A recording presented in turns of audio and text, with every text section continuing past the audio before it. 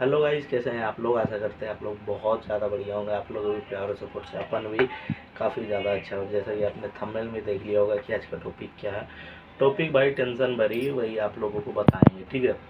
फिलहाल मैं चाय बनाता हूँ निशा के लिए। निशा को कहना है कि मुझे राहुल के हाथ का चाय पीना है। आई मीन टू से वो मेरे हाथ से बनवाना चाहती है चाय।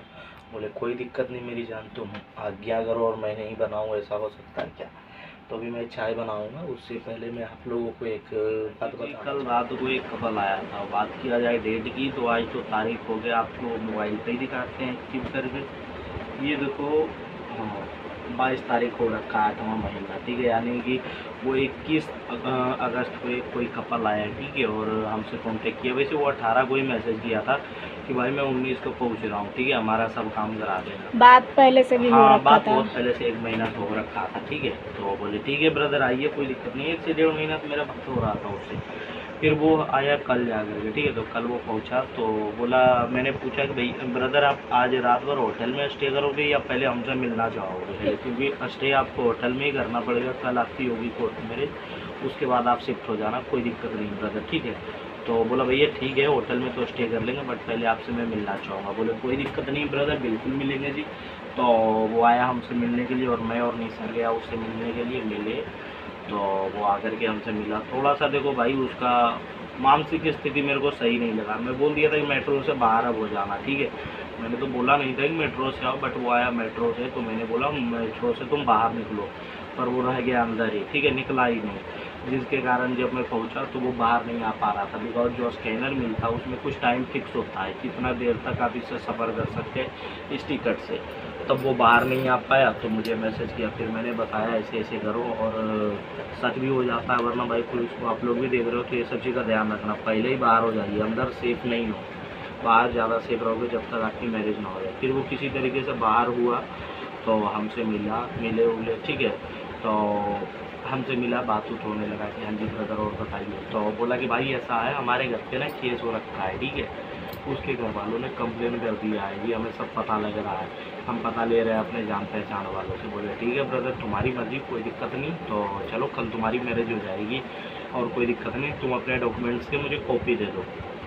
तो चल करके बोला कि कॉपी करा दूँ या फिर फ़ोटो। बोले मुझे फ़ोटो ही दे दो, मैं अपना लॉयर को मैं ट्रांसफ़र करूँगा, यही ना, कॉपी उस दिन लेकर चलना। तो मैंने उसके डॉक्यूमेंट्स वगैरह का फ़ोटो ले लिया, ठीक है। और उसके बाद बोला भैया मैं थोड़ा, मेरे को पीने का मन कर रहा है यार भाई। तो मुझे लगा स्प्राइट वगैरह पिएगा। बोले ठीक है पी लो भाई, खा पी लो, तुम लोग नहीं कुछ खाए पियो। तो रोल खाया। उसके बाद बोला भाई मुझे दारू पीना है। मैंने बोला कि भाई ये सब मत करो। एक पहला अपवाद में आया ऐसा कपल जो कि दारू पिया था, दारू पिया एकदम एक्सट्रीम लेवल का था, ठीक है। तुम शक्ल से भी उसको बता सकते थे कि 1 नंबर का वो दारू पिया आदमी लग रहा है, चेहरा से भी लग रहा था। ऐसे तो छोड़ दो कि कुछ लोग लगता नहीं है, बट वो डायरेक्ट लग ही रहा था, बिल्कुल पागल जैसा कर रखा था भाई लुक बुक। मैंने बोला कि भाई ये सब सही चीज़ नहीं, ये सब छोड़ दो। बोला भाई मैं ना 3 दिन से जगा हुआ हूँ यार, इसके बिना मुझे अब थकावट दूर नहीं होगी, जो मुझे पीना ही पड़ेगा। बोले तुम्हारी मर्ज़ी। मैंने बहुत कोशिश किया उसको समझाने की, वो नहीं समझा, वो पिया और पी लिया वो दारू, ठीक है। क्योंकि हर जगह दिल्ली में तो एवरीवेयर बिकता, और मेट्रो के नीचे ही बिक रहा था, तो वो लाया और वो पी, मतलब वो पी लिया, ठीक है। उसके बाद हम बोले कि ठीक है ब्रदर अब ऐसा करो, आपको हम A to Z डिटेल बता देते हैं होटल का, बिकॉज रात तो काफ़ी ज़्यादा हो गया, वरना मैं आपके साथ चल के होटल दिलवा देता। आप वहाँ पहुँच जाओ, मैं आपको होटल का कार्ड दे देता हूँ, वो आपको मेट्रो पास ही आकर के वो पिकअप कर लेगा, कोई दिक्कत नहीं, और सस्ता में वो आपको होटल दे देगा।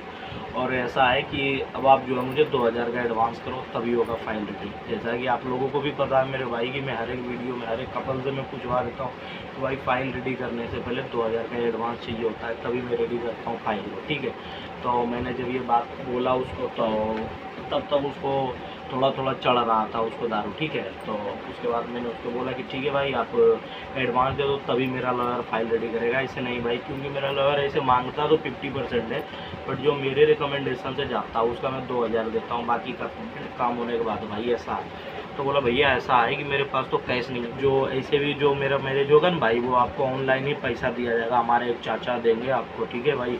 धीरे धीरे उसका माइंड पे चढ़ने लगा था। वो बोले कोई दिक्कत नहीं, कोई भी देगा भाई। देखो ब्रदर तुम कैश करवा लेता ज़्यादा अच्छा होता, क्योंकि देखो तुम हर जगह होता है जी पैसा देना है, जैसे पंडित के पास मैरिज करेंगे वहाँ पैसा देंगे, अब तो बायोमेट्रिक होगा वहाँ पैसा देंगे, कुछ कुछ जगह पे केस चाहिए होता है। तो बोले कुछ बहुत केस वरना निकलवा लेना, बाकी तुम्हारी मर्जी, कोई नहीं हो जाएगा, ठीक है। फिर वो क्या बोलने लगा, छोड़ दो यार भाई मैरिज मत कराओ हमारी, छोड़ दो यार भाई, मतलब हाइपर होने लगा धीरे धीरे, मतलब उसका मानसिक संतुलन बिगड़ने लगा।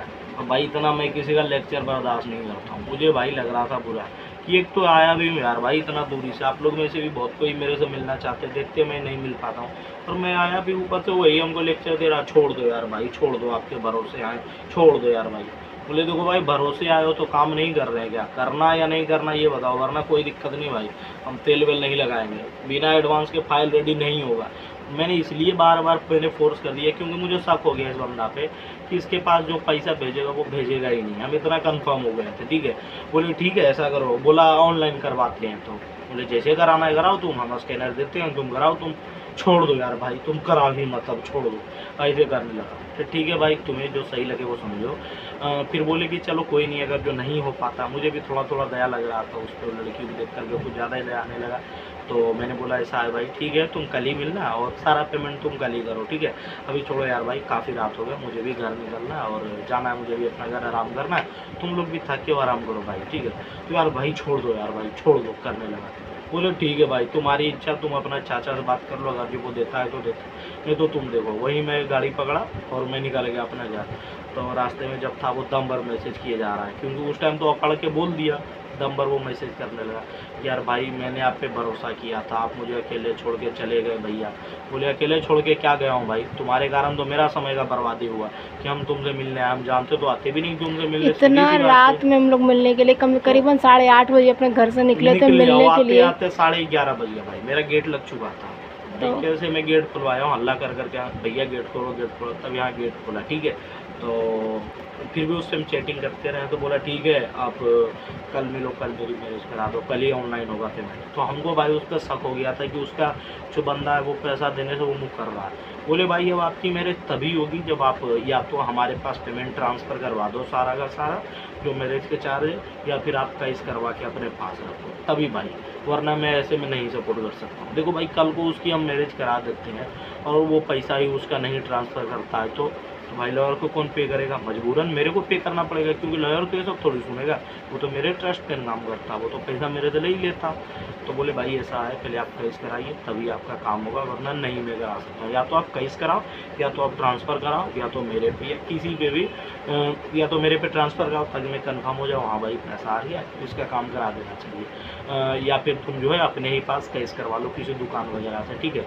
तो उसको उस टाइम भी बोले थे कि जाओ, रात का समय था, हमको पता था कि कोई भाई इधर जो है ना वो बोला था, नहीं तो हम कैश करवा लेते, हमको पता है कि दिल्ली में हम थे भाई, किसी के पास आप जाओ इधर पेटीएम करने, भैया 1000 रुपये पेटीएम करता हूँ, 100 रुपये आप रख लेना, 900 दे देना भाई, जा करके बोलो, नहीं कहेगा ना भैया हम ये तो नहीं चलाते, इधर बहुत डरता है कि भाई स्कैम ना कर दिया, होता है क्योंकि ऐसे ऐसे कांड तब इधर समझदारी से चलते हैं इंसान, है कि नहीं भाई। तो वो दम भर वो रात को मैसेज वगैरह किया, मैंने भी रिप्लाई कर दिया, ठीक है भाई कल आपसे मिलते हैं 10 बजे, आप या तो कैश करवा लेना या फिर मेरे पे ट्रांसफ़र करवा देना, ठीक है। क्योंकि भाई देखो भाई मैं भी जॉब करता हूँ यार, उसके लिए बार बार मैं डोलता फिरूँगा क्या। तो वो जो है मैसेज का अभी तक तो रिप्लाई नहीं दिया, और इससे आपको लड़का के साथ फ़ोन ही बंद हो गया, क्योंकि मुझे पता था कि वो जो उसको मदद करने वाला था पैसों का, वो मदद नहीं कर पाया है। इससे मैं आप लोगों को ये बताना चाह रहा हूँ कि किसी और पे ट्रस्ट करके मत आगे आ जाया करो भाई, जब तक आपके हाथ में पैसा ना आ जाए, या तो आपके हाथ में या तो आपके यूपीआई पे पैसा रहे, तब कुछ बात हो कि कल को एटीएम से भी जा कर के आप निकाल सकते हो, आपके पास पैसा कंफर्म हो जाए तब। वो दूसरे के भरोसे आया, उसका काम भी नहीं हुआ, कंप्लेन भी हो रखा लड़की की तरफ से है, भागा फिर रहा इधर उधर, वो लड़का 3-4 दिन यहाँ रहा तो 3 दिन वहाँ रहा, फिर आया यहाँ दिल्ली, तरफ जाना पड़ा। सुनो ना पहले, लड़की का जीजा आर्मी में है, मामा लड़की का मामा स्टेट पुलिस है, लड़की का भैया बीएसएफ है, मतलब फंस गया वो खतरनाक गेम में, ठीक है। कंप्लेन भी हो रखा है और ऐसा मैटर में वो फंसा, उसके पास अब पैसा नहीं हो पा रहा है, वो जो देने वाला था वो तो धोखा दे दिया। इस बात से हम ये समझाना चाहते हैं कि ब्रदर देखिए, सबसे पहले बजट अपना हाथ में रखिए, उसके बाद ही कोई रिस्क लीजिए। दूसरा अगर जो हम पे भरोसा नहीं है भाई तो मत आया करो, ठीक है, ऐसे में दूर रहो। उसको जरा भी ट्रस्ट नहीं होने लगा हम पे यार, उसको लगा कि जबकि उसका उसके पैसा ट्रस्ट के लिए हम लोग उससे मिलने के लिए गए कि बस नहीं बस नहीं इतना हाँ, रात में हम लोग को लोग रिक्वेस्ट कर रहा है, लड़का चलो लोग तो कोई हमको नहीं मिल ऑनलाइन लेते। पेमेंट करता, उसी के सामने जैसे ही वो पहुंचा वैसे ही कोई लड़का हमको 2000 रुपये पेमेंट किया। हरियाणा से वो लड़का था, वो मेरे को ऑनलाइन पेमेंट किया, भैया मैं आ रहा हूँ, मेरी मैरिज करा देना। बोले ठीक है भाई आपकी मैरिज हो जाएगी, और वो एडवांस के लिए 2000 दे दिया ताकि उसका मैं फाइल रेडी करा कर दूँ। सामने देखा वो, फिर भी उसको भरोसा नहीं हुआ। बोले देखो भाई तुम्हारी मर्जी, तुम्हें भरोसा है तो आओ, नहीं तो कोई बात नहीं, नहीं है भरोसा वो भी छोड़ो, तुम कैश करा लेना तभी मेरे से मिलो, या तो तुम अपने पास वो कैश रखो या मेरे पे यूपीआई से ट्रांसफ़र कराओ, कैसे भी करो, बट पहले पैसा हाथ में देखूंगा तब। कल को काम करा लोगे, नहीं दोगे पैसा तो फंस जाएंगे ना भाई, लॉयर हमसे नहीं लेगा। इसलिए ब्रदर आपको ट्रस्ट है तो आइए, वरना हमसे दूर रहिए भाई। या जान लीजिए आप लोग पैसे कि मैं एडवांस लेता हूँ तभी फाइल रेडी होगी, वरना फाइल नहीं होगा रेडी। 2000 का एडवांस, बाकी का पेमेंट मैरिज के बाद। फाइल रेडी कराने के लिए एडवांस जरूरी है, ठीक है। इस वीडियो को अब रोकना चाहेंगे। और आप लोगों को भी अगर जो मैरिज करना हो, लिव इन करना हो, रूम चाहिए, जॉब चाहिए, इंटर रीजन करना हो, आप हमसे बेझिझक इंस्टाग्राम पे कांटेक्ट कर सकते हो। अगर जो हम पे ट्रस्ट है तो, ट्रस्ट नहीं है तो आपकी मर्जी, कोई दिक्कत नहीं ब्रदर। अब आप देखो आपको क्या सही लगता है। ट्रस्ट है हमारे पास आइए, क्योंकि हम सस्ते से सस्ते में जेन्युइन मैरिज कराते हैं भाई, ठीक है। बिल्कुल बिंदास रहोगे एक बार काम कराने के बाद। बाकी इस वीडियो को यहीं रोकेंगे, देखकर कैसा लगा बताओ। अच्छा लगा तो लाइक करो, और अच्छा लगा तो कमेंट करो, और अच्छा लगा शेयर करो, और अच्छा लगा सब्सक्राइब करो, और हमसे कांटेक्ट करना है। अगर जो हम पे ट्रस्ट है तो आप हमारे थ्रू मैरिज करना चाहते हैं तो ये रही हमारी इंस्टाग्राम की आईडी, जिसके थ्रू आप हमें कांटेक्ट कीजिए, मैसेज डालिए, बिल्कुल रिप्लाई करेंगे, बिल्कुल बात करेंगे। जब भी आपको मैरिज करना होगा डेट फिक्स कर लेना। थैंक यू शेयर वीडियो, तब तक के लिए जय हिंद दोस्तों।